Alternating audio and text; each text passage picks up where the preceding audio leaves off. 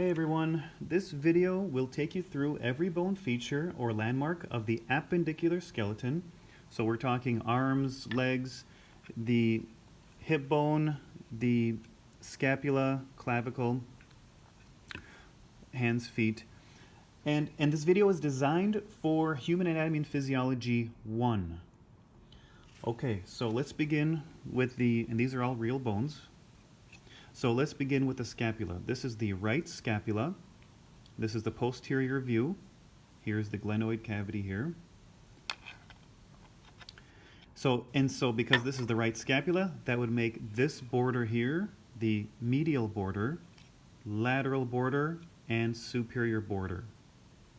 You have a few fossas in here, divots, cavities where you'd have muscles. This is the suprascapular fossa, infrascapular fossa, and on the anterior side, all this is the subscapular fossa. Medial border, lateral border, and superior border. And then here is the suprascapular fossa, infrascapular fossa, and subscapular fossa.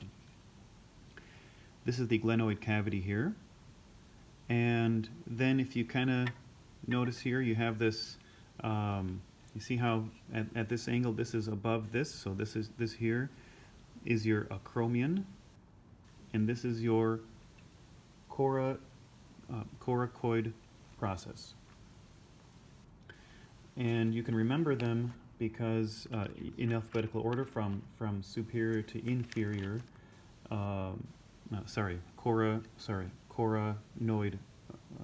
coracoid process, yes. So superior to inferior alphabetical order, this is the acromion and the coracoid process. And that completes the scapula. Here is the humerus. Kind of looks like a at the distal end here, almost looks like a fist here, and you have this round, nice round area here. This will attach here at the glenoid cavity here, and this makes this the right humerus, and this direction this way is anterior, and this is posterior here. This actually goes anterior, kind of cups anterior.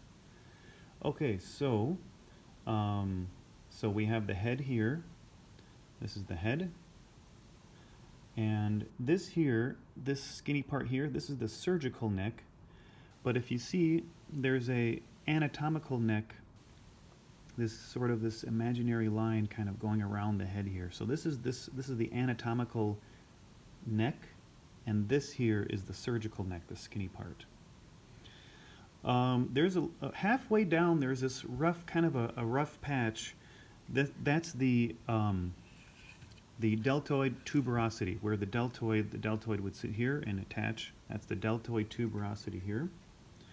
And as we go to the distal end here, you notice there's a whole bunch of condyles.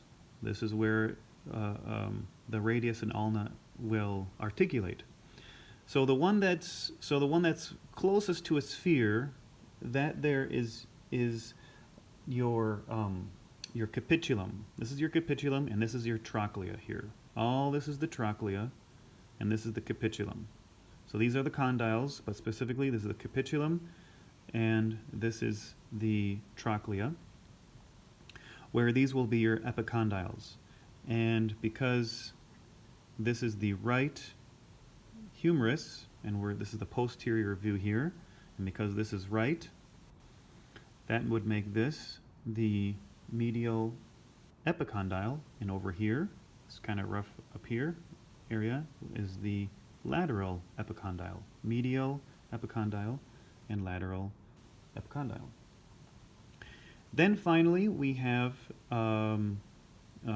two little divots right here, these two little fossas right here. The anterior one, this one right here, articulates with the The ulna, by the way, rides on the on the trochlea. So alphabetical order from anterior to posterior. This here is the coronoid fossa, right here, the coronoid fossa, and the back side, the posterior side, is the olecranon fossa. So this is the olecranon fossa. Coronoid fossa, olecranon fossa. Not to get that confused with the scapula here. This here is the coracoid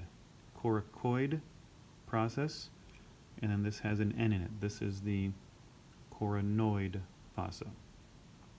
Okay, so that's the humerus. Here's the ulna, right here. Here's the ulna.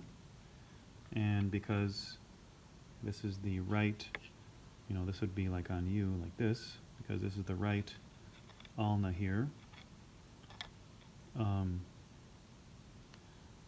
This is the trochlear notch, and then these two features here, which fit into those fossas, will have the same name. So this is the coronoid process, and this is the olecranon. Coronoid process and the olecranon that fits into the two fossas of the humerus. And then down at the end, you have your styloid process. Styloid process. And then we generally call all long bones, we generally have a head, and the one that is more kind of round and regular, we would call the head. So because this has all these little doohickeys here, this is the head here. This would be the head of the ulna. Just like here, you have all these weird little epicondyles and condyles. Here it looks more regular, so we call this the head. So this is the head of the humerus, whereas here this is the head of the ulna. Okay, so those would fit like that. And finally, we have the radius, and the radius here is the head of the radius. This head of the radius is the distance all the way across the circle. A circle is a diameter, half of that radius. That's how you could remember. And you have a sort of a flat side here, and then all the rest of this is round. So it's just like your arm. You kind of have this flat area here. Then all this is sort of round, like a semicircle. So that would actually sit just like this. Just like this.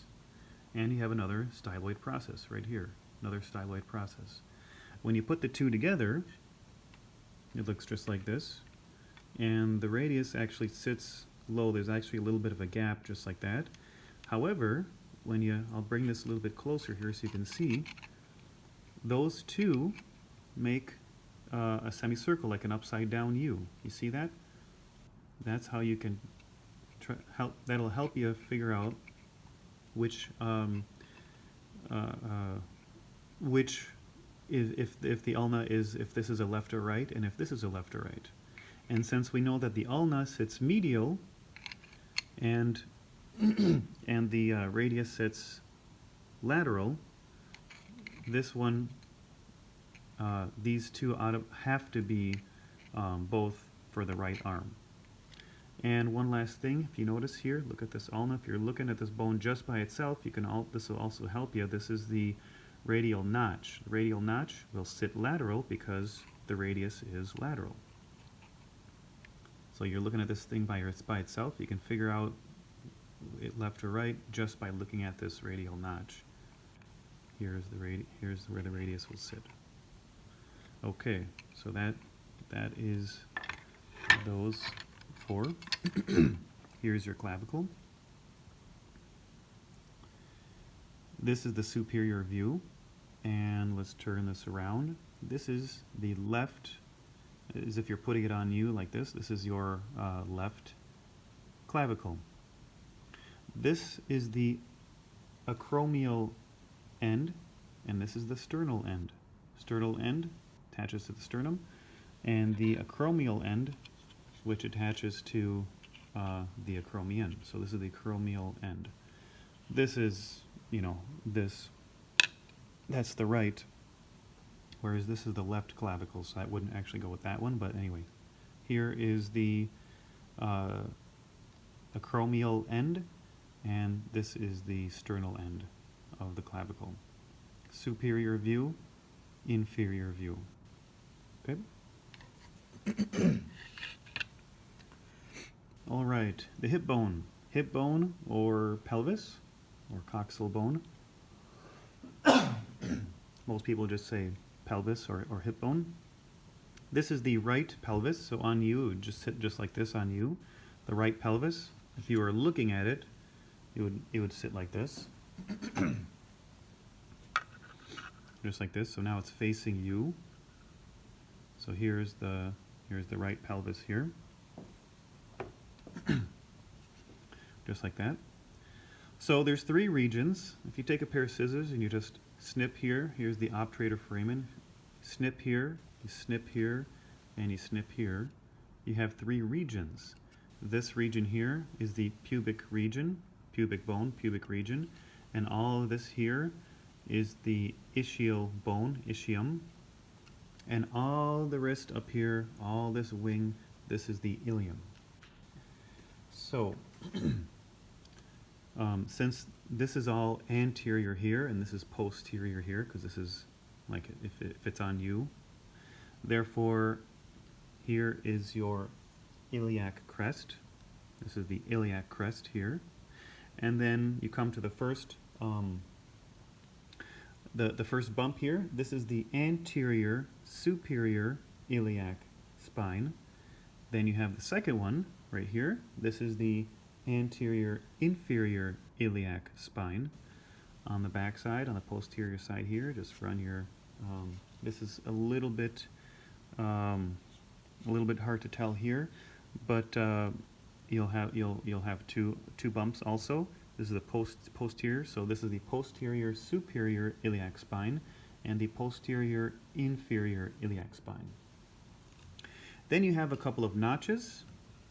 This is the greater sciatic notch and the lesser sciatic notch, helped form from the ischial spine. So this here is the ischial spine. And then you have a couple of rami, pubic rami. Here's the superior pubic rami and inferior pubic rami here, ramus, superior ramus and inferior ramus. And since this region here is the ischium, you have this rough patch here. This rough patch here is the ischial tuberosity. Ischial tuberosity. Finally, this cavity here, which the femur sits in, this is the acetabellum. Acetabellum. And that is what I will ask you for the pelvis. All right. Put these aside. Now the hand. So we have the, so you take a look, your fingers stop here, they don't go lay down. This is the palm of your hand. So this is the right hand here, this is the right hand. These are your phalanges. From here up, these are your phalanges. And the way you would name, say this bone here, this is 1, 2, 3, 4, 5. So this bone here is your second, just like in sign language, this would be your second middle phalanx.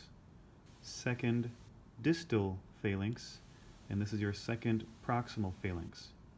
You have that for all 4 fingers, and the thumb, you just have a distal and a proximal. So this would be the first distal phalanx and the first proximal phalanx. These here are your metacarpals. So your first metacarpal, second, third, fourth, and fifth. And then you have 2 rows of bones. These are your carpals. These are your carpals. And so this is how it would go. So now this is the posterior view. So this here is your scaphoid. First one here, scaphoid. And then your lunate. And then your triquetrum. And then on the back side here, this is the one that you tend to fracture when you break your fall. This is your pisiform. 1, 2, 3, 4. Scaphoid, lunate, triquetrum, and pisiform. Then you go back to the beginning here, back to the first row, and this here is your trapezium, and then your trapezoid, and then this one here is your capitate, and then finally your hamate. And that's the hand. Phalanges, metacarpals, and carpals. That's the right hand. Here's the right foot. So for the right foot, same thing. We have phalanges from here to here. We have carpals down here. That's the ankle bones, and we have and then we have the tarsals, and then we have the metatarsals here. So then the same deal. This would be the first distal phalanx, and this is the first proximal phalanx. Over here, let's see here. Over here you have 1, 2, 3. Here is the third distal phalanx, third middle phalanx, and third proximal phalanx. These are your metatarsals. 1, 2, 3, 4, 5. First metatarsal. And then you have first, you see kind of how you have 3 bones sort of sitting on top of this one. So these are your cuneiforms. So here's your first, second, and third cuneiform. Or you could say medial, intermediate, and lateral, or you could just say first, second, and third cuneiform. This is your navicular bone. This is your navicular. And then all this here is your calcaneus. Then you just have one left. This is your cuboid right here. Cuboid. All this, oh sorry, not all this. This is your calcaneus. This is your talus. See that? This is the calcaneus. Talus. This is your cuboid. Navicular. Right here, navicular. And then first, second, third cuneiform. These are the tarsals, metatarsals, and phalanges. Okay. Last we have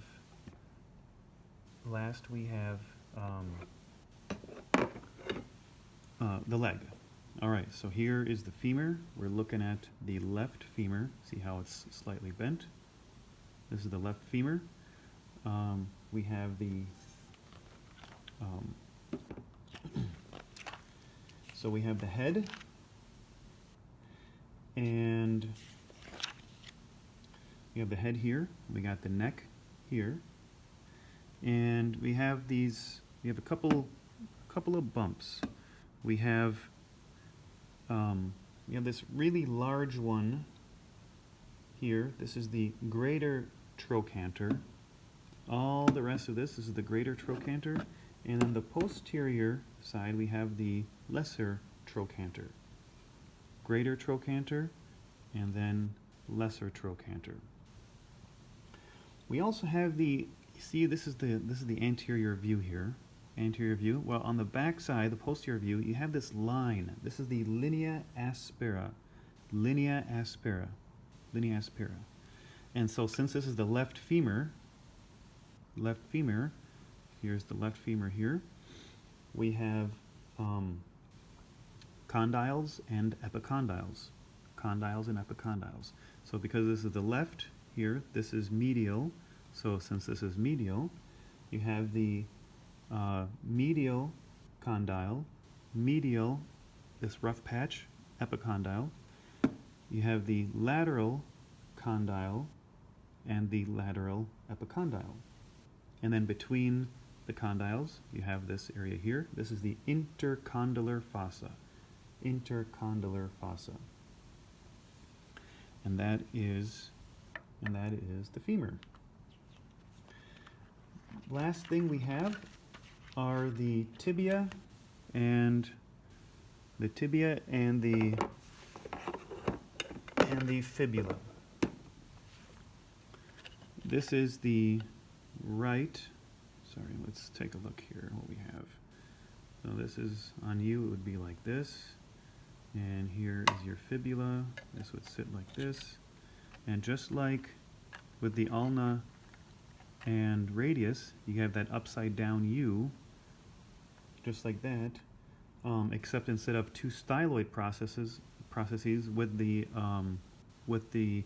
tibia and fibula, you have malleoli. So this would be the medial malleolus, and on the fibula, you'd have the lateral malleolus. All right, so let's start with the tibia. Tibia, big T, tibia, like Titanic, and the little I, fibula, like a little I, so let's see if you can remember those two. You have you have that bump there. You know, you kneel, you kneel on the concrete or cement or something like that, and you get a little pebble, and it hurts. You know, if it gets stuck, it hurts real bad. That's your tibial tuberosity right there. This is your tibial tuberosity. And you have your, and then here you have your, since this is the left tibia, this is your lateral condyle and medial condyle. Lateral condyle and medial condyle. And then your tibial tuberosity here. And then the only thing left, and then also here's your anterior border. This is the anterior border. Right there, anterior border. And then again, this is the medial malleolus. With the fibula, this would be the left, this is the left fibula, kind of looking at it. Left fibula. This is the head. The kind of more rounded one, rounded end is the head. And then the only thing else that I'll ask you for is this end, which is the lateral malleolus. So the fibula has the lateral malleolus, and the tibia always has the medial malleolus. There you have it. Upside down U. This makes this little area for a foot, just like this. And actually, this is the so this wouldn't be the right foot because this is the left. But anyway, you see how it fits in there. Just like on the radius and ulna, you have, it forms that sort of upside down U, just like that.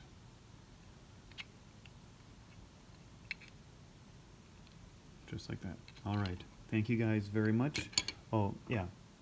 That's all. Thank you guys very much for listening.